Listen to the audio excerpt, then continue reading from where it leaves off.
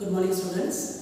आज हम पढ़ेंगे हिंदी थर्ड लैंग्वेज यानी हिंदी तृतीय भाषा कक्षा 8 यानी कक्षा 8 के लिए थर्ड लैंग्वेज हिंदी का दूसरा पाठ जिसका शीर्षक है गरम जामुन। ये क्या है? एक लोक कथा है। ये एक लोक कथा है। लोक कथा ये कहाँ की लोक कथा है? ये तमिलनाडु की लोक कथा है। यानी पहले पार्ट में हमने देखा किस प्रकार एक चरवाहे का बच्चा चरवाहा जो छोटा बालक था ओयर को अपने वाक चातुर्य से यानी वाक पटुता से किस प्रकार वो उसे लज्जित करता है। यह कहानी का सारांश हमने देखा। उसके उपरांत हमने देखा ओयर के बारे में थोड़ी सी जानकारी हासिल की। ओयर कौन थी? वो एक महान कवयित्री थी। अब उसका राज दरबार में बहुत स्वागत और सम्मान करते थे लोग, बुजुर्ग से लेकर यानी छोटे बच्चे तक, यानी छोटे बच्चों से लेकर बड़ों तक सभी उसका आदर सत्कार करते थे और उसको झुककर प्रणाम भी किया करते थे। देखिए, अगर आपके पास ज्ञान है, ज्ञान एक ऐसा साधन है जिसे कोई चुरा नहीं सकता, कोई जला नहीं सकता, कोई आपसे छीन नहीं सकता। ज्ञान अर्जित कर अगर आपका ज्ञान आप दूसरों में बांटोगे तो हमेशा उसकी दुगुना यानी उसमें बढ़ोतरी होगी। अब दूसरों के लिए खुद के लिए कम पढ़ते, लेकिन अगर आपको दूसरों को समझाना है तो उससे भी ज़्यादा प्रयास करते हैं। तो आपका ज्ञान कैसा होता है? ज्ञान बांटने से ज्ञान बढ़ता है। उसी प्रकार एक दिन क्या हुआ था, एक ओयर जो थी एक दिन दोपहर को बाहर गई थी। कहाँ गई थी? वो बाजार गई थी। बाजार जाते समय उसने रास्ते में क्या देखा? रास्ते में दो जामुन से लदे पेड़ देखे थे। उसके ऊपर जामुन यानी गुच्छे, जामुन का गुच्छा होता है। तो जामुन के गुच्छे देखे और रसदार रसीले जामुन देखकर उसका मन क्या हुआ? ललचाया और उसके मुंह में पानी आया। क्या आया? किंतु पानी आने से उपरांत वहाँ तक ही रुक सकते नहीं, क्योंकि पानी आने के बाद भी अगर उसको चढ़ना है तो उसको वृद्धावस्था में थी यानी उसकी उम्र हो चुकी थी, आधे उम्र की थी, तो बच्चों की तरह झट से पेड़ के ऊपर नहीं चढ़ सकती थी और जामुन भी तोड़ नहीं सकती थी। लेकिन मन जो था ललचा रहा था। रसदार काले काले जामुन को देखकर उसके मुंह में पानी आ रहा था। उसी वक्त अचानक उसने क्या देखा? एक छोटे चरवाहे को पेड़ के ऊपर बैठा देखा और वो क्या कर रहा था? जामुन खा रहा था। तो उसने झट से उस छोटे से बालक को क्या कहा? देखो बेटा, मुझे थोड़े से जामुन तोड़ दो और मैं तुम्हें उसके बदले आशीर्वाद यानी तुम्हें क्या दूंगी? दुआएं दूंगी। आशीर्वाद का अर्थ है दुआएं दूंगी। यहाँ तक हुआ था। अब देखेंगे आगे। चलिए, पृष्ठ संख्या 14 यानी पेज नंबर 40 निकालिए और थर्ड पैरा देखिए लास्ट। बालक ने पूछा, मौसी गिराने को तो अभी गिरा दूं, लेकिन कौन से जामुन खाना पसंद करोगी, गरम या ठंडे? देखो, आपने कभी सुना है जामुन गरम होते हैं या ठंडे होते हैं? लेकिन इस बालक ने ओयर को क्या पूछा? मौसी मैं तो जामुन गिराने के लिए तैयार हूँ, लेकिन आप कौन से जामुन खाने के लिए तैयार हैं? कौन से खाओगे, गरम या ठंडे? यह सुनकर देखो क्या हुआ, किस प्रकार वो आश्चर्यचकित रहेगी। यह सुनकर ओयर का सर चकरा गया। थोड़ी देर के लिए उसका सर चकराने घूम जाना, आश्चर्यचकित भी हो गई और उसका सर घूमने लगा। उसने तर्क का अर्थ यहाँ दिया गया है। तर्क है बहस अथवा किसी को समझाने का प्रयत्न करना भी हो सकता है। तर्क अथवा बहस, वो बहस में पड़ गई अथवा वो अपने इसमें मन मस्तिष्क में विचार करने लगी। उसने तर्क में बड़े बड़े विद्वानों को परास्त किया था। परास्त करना यानी कि हारना। परास्त करता है हारना। ठीक है, आगे जाएंगे। परास्त किया था। बहुत सी पोथियाँ पढ़ी थी। पोथियाँ का अर्थ है पुस्तकें। बहुत से पुस्तकें पढ़कर उन्होंने ज्ञान अर्जित कर लिया था। किसने? ओयर ने। बहुत सी पोथियाँ पढ़ी थी, फिर भी आज तक कभी जामुनों के ठंडे और गर्म होने की बात नहीं सुनी थी। ओयर तो बहुत होशियार थी, कवयित्री थी, साथ ही साथ उसने बहुत सारा ज्ञान अर्जित किया था। उसके लिए ज्ञान अर्जित करने के लिए उसने बहुत सारी पोथियाँ भी पढ़ी थी। पोथियाँ पढ़ने का अर्थ है पुस्तकें। यहाँ पर दिया गया है पोथियाँ करता है पुस्तकें। बहुत सारे पुस्तकों से ज्ञान अर्जित किया था। आगे देखेंगे। उसे सोच में पड़ा देखकर बालक फिर कहने लगा, बोलो मौसी, कौन से जामुन गिराऊं? वो सोच रही थी कि जामुन तो ठंडे मैंने सुने हैं, लेकिन गर्म होते हैं कैसे? तो तर्क करने लगी, मन ही मन सोचने लगी। उसने तर्क से बहुत सारे बड़े बड़े कवियों को परास्त किया था, हरा दिया था, किंतु इस छोटे से बालक ने अपने वाक चातुर्य से उसको तर्क मैंने उसको विवश कर दिया। किस प्रकार? वह मन में सोचने लगी और सोच में पड़ गई। उसी वक्त बालक ने कहा, उसे सोच में पड़ा देखकर बालक फिर से कहने लगा, बोलो मौसी, कौन से जामुन गिराऊं? तो बोलिए मौसी जी, आपके लिए कौन से जामुन गिरा दूं? पेज नंबर पृष्ठ संख्या 15 देखिए। ओयर ने कहा, बेटा क्यों मुझ बूढ़ी से हंसी करता है? तो उसने झट से कहा, क्यों इस गुड़िया का मजाक बना रहे हो, क्यों इसके ऊपर हंसी कर रहे हो?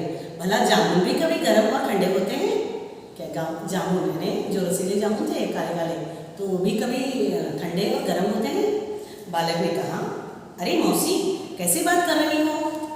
मेरी इतनी हिम्मत कहाँ कि तुमसे हंसी करूं?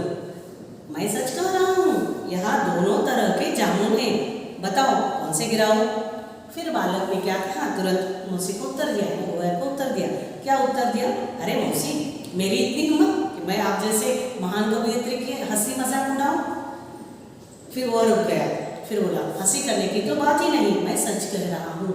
यहाँ पे दो तरह के जामुन हैं, कौन से? एक तो है गर्म और दूसरा ठंडे। तो ठंडे और गर्म दोनों जामुन हैं, तो आप बोले तो मैं कौन से गिराऊं? ओवैर बालक की बात पर विचार करने लगी, सोचने लगी। ओवैर सोच में डूबी, क्योंकि उसने कभी भी गर्म जामुन होते हैं ऐसा सुना ही नहीं था। उसने केवल ठंडे जामुन है, नॉर्मली जो आप और हम खाते हैं वैसे जामुन ही है करके उसे पता था। वो सोचने लगी कि इस बात का क्या उत्तर दे। क्या वह कह दे कि गर्म जामुन को गिराओ? पर जामुन तो गर्म ही होते, पर जामुन तो गर्म होते ही नहीं। उसने एक मन ही मन सोच लिया, तो उसने कहा, कहने लगी मन ही मन, अपने आप से बातें करने लगी। उसने कहा, मैंने अगर उसे कहा गर्म जामुन गिराओ तो कहीं वो छोटा बालक उसकी हंसी मजाक फिर से कर न ले, उसका मजाक न उड़ा ले, खिले न उड़ाए। इसलिए फिर सोचने लगी, क्या कहूँ अभी उस बालक को? कौन जाने इसकी बात पर बालक उसकी बात और भी हंसी उड़ाए। पता नहीं, अगर मैंने उसे कहा तो मुझे गर्म जामुन गिरा दो मुझे खाने के लिए, तो पता नहीं फिर से वो किस प्रकार रिएक्ट करेगा अथवा किस प्रकार उसका उत्तर आएगा। पता नहीं कि फिर मैं उस छोटे से बालक के हंसी का पात्र बन जाऊं। इसलिए वह मन ही मन वैसे ही सोचती रही, खड़ी रह गई। बालक ने फिर कहा, फिर थोड़ी देर सोचने के बाद बालक ने फिर उससे ओवैर से पूछा, मौसी तुम तो बड़ी बुद्धिमती हो। बुद्धिमती यह एक स्त्रीलिंग है, बुद्धिमान का स्त्रीलिंग। बुद्धिमान हम देख सकते हैं यहाँ पे, बुद्धिमान यह क्या है? पुल्लिंग है। बुद्धिमती पुल्लिंग हो सकता है, और उसी के साथ बुद्धिमती, बुद्धिमती यह इसका क्या है? स्त्रीलिंग। यह क्या है? स्त्रीलिंग। यानी लिंग में अगर पूछे बुद्धिमान का लिंग परिवर्तन कीजिए तो यह बुद्धिमती हो जाएगा। तो यहाँ पे ओवैर कौन है? स्त्रीलिंग है, तो बुद्धिमान का बुद्धिमती यह क्या हो जाएगा? स्त्रीलिंग हो जाएगा। यानी जेंडर चेंज करो अथवा लिंग परिवर्तन कीजिए, यहाँ पे यह प्रश्न पूछा जा सकता है। अपनी कविताओं से छोटे बड़े सबके मन में आनंद का रस घोल देती हो। बड़े आश्चर्य की बात है कि तुम इतनी सी बात समझ नहीं पा रही हो। तो बालक ने झट से उत्तर दिया, मौसी क्या सोच रही हो? तुम तो बहुत बुद्धिमती हो। यानी बुद्धिमान जेंट्स को, यानी पुल्लिंग जो पुरुष रहते हैं उनको कहा जाता है, और बुद्धिमती स्त्रियों के लिए उपयोग किया जाता है। तो छोटे से बालक ने आश्चर्य ने क्या कहा, ओ यार मौसी आप तो बहुत होशियार हो, बुद्धिमती हो। बड़े बड़े बाप चातुर, बड़े बड़ों के सामने आपके बाप चातुर के सामने वो फीके पड़ जाते हो। तो आप क्या सोच रही हो? इतनी किस आश्चर्य में पड़ गई हो? ऐसे करके वो बातें करने लगा, लेकिन ओवैर उसकी बात को समझ न सकी। आगे के बारे में देखेंगे। सोचते सोचते ओवैर तंग आ गई थी। सोच कर उसका दिमाग खराब हो गया था, तंग आ गई थी वो। उसने कहा, भाई तू नहीं मानेगा। उसने क्या कहा? भाई तू तो नहीं मानेगा, चल कुछ गरम जामुन गिरा दे। मैंने आज तक ठंडे जामुन ही खाए हैं, अब देखूं कि गरम जामुन कैसे होते हैं। आज तक ओवैर ने केवल गरम जामुन ही खाए थे। तो वह सोच में पड़ी और बच्चे को किस प्रकार उत्तर दिया, देखो आज तक तो मैंने केवल ठंडे जामुन खाए, चलो ऐसा कर दो कि तुम क्या करो, अभी मेरे लिए कुछ गरम जामुन ही गिरा दो। प्रश्न संख्या 16 यानी टर्न द पेज। तो बालक ने हंसते हुए पेड़ की एक डाली को जोर जोर से हिला दिया। तो छोटे से बालक ने क्या किया, ओवैर मौसी की बात सुनी और एक डाली को, पेड़ की डाली को जोर से गिराने लगा। देखिए क्या हुआ हिलाने के उपरांत, काले काले रसदार जामुन पेड़ से नीचे गिर पड़े और धूल से सन गए। सनना यानी कि अगर कौन सी भी चीज़ अथवा वस्तु हो आपने मिट्टी में डाली तो क्या हो जाएगा, उसके इर्द गिर्द, अगर ये डस्टर है, अगर आप इसको ऐसा मिट्टी में फेंकोगे तो क्या हो जाएगा, इसके इर्द गिर्द क्या हो जाएगी, मिट्टी लग जाएगी। उसको कहा जाता है सन होना।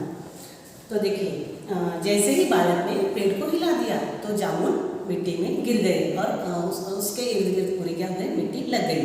ओवेयर एक एक जामुन को उठाकर प्रेम से बड़े प्रेम से फूंक फूंक कर खाने लगी। तो ओवेयर मौसी यानी जो थी, जिस बालक ने उस जामुन को गिराया था, उस मौसी ने यहाँ से ज़मीन से उठाकर एक एक जामुन फूंक फूंक कर खाने लगी, उठाकर बहुत ही प्रेम से, क्योंकि उसको जामुन बहुत पसंद थे शायद, इसलिए उसे प्रेम पूर्वक लेकर उठाकर फूंक फूंक कर खाने लगी। यह देखकर बालक हंस पड़ा, फिर बोला, कहो मौसी, गरम जामुन कैसे लगे?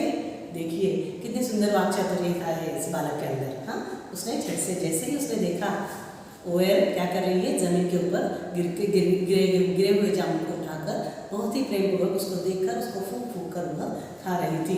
यह देखकर उस छोटे से बालक ने क्या कहा, क्यों मौसी, कैसे है गरम जामुन, कैसे लगे आपको?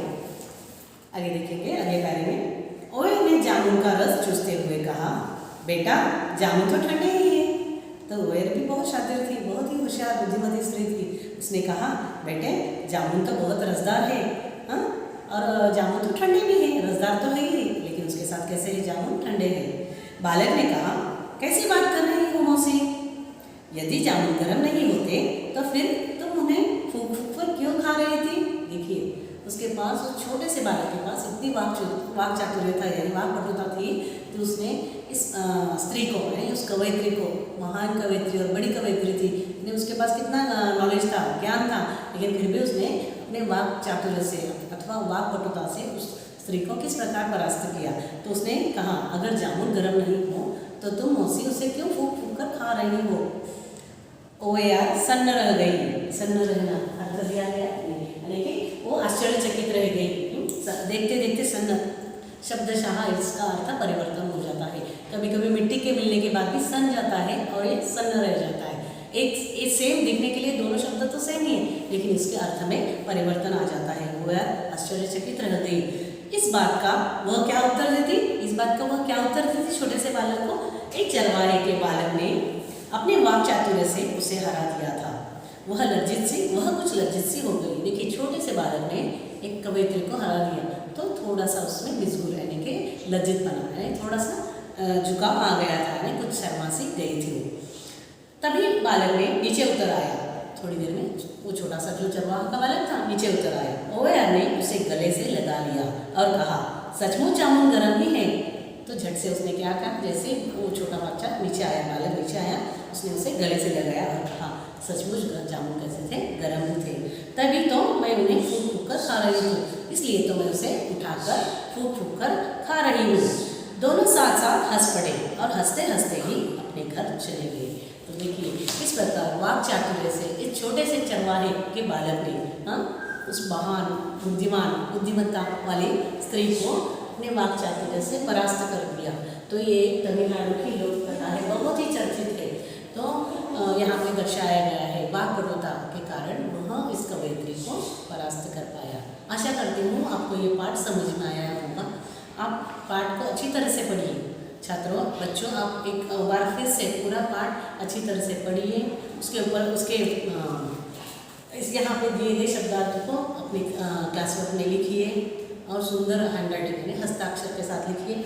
और जो भी आपको भाषा ज्ञान और अभ्यास प्रश्न है मौखिक लिखिए, आपको ग्रुप में PDF करके भेज दिया जाएगा। आशा करती हूँ आपको ये लेसन समझ में आया होगा। धन्यवाद।